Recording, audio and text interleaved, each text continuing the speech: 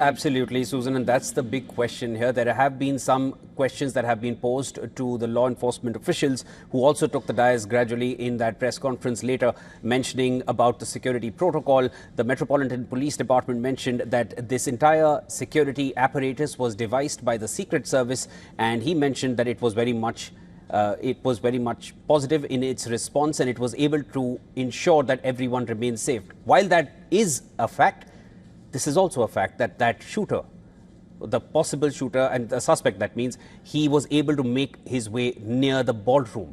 And this is where the US president and the entire cabinet is situated. I'll quickly just go over this one line which stood out for me, and I'll come to you, Susan, for an assessment on that. Donald Trump mentioned that it is not a secure building. And we're talking about the Washington Hilton here, where the event was taking place. He said that this is why we need to have a ballroom at the White House. He's mentioning that this is not a secure building. Is that an admission of the lapse in security? How do you see it? I'm currently speaking with our US correspondent, Susan. Susan, over to you. So in terms of security, it's never going to be as secure as a ballroom at the White House. That part is correct. But at least judging from the president's own comments, he also mentioned that he thought the Secret Service did a better job at this venue rather than Butler, Pennsylvania, which was an outdoor venue where he was actually shot in the ear by an assassin. And let's not forget, there was another individual who tried to assassinate him at his golf course, which was also an outdoor area.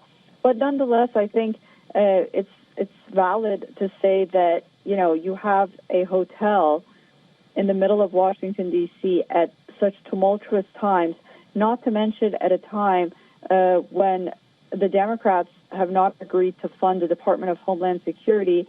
And so for the past 70 days, the Secret Service has not been paid. They are a victim of this partial government shutdown. Nonetheless, it's true that no one got hurt, but it's also true that at such a high-profile event with the president and his cabinet, at such tumultuous times, the lobby of that hotel was not secure enough where an individual can enter with 3 different kinds of weapons. I mean, you just can't underestimate that. Absolutely. And when you see that footage, which has been shared by the US president, you will have it on the screen soon enough.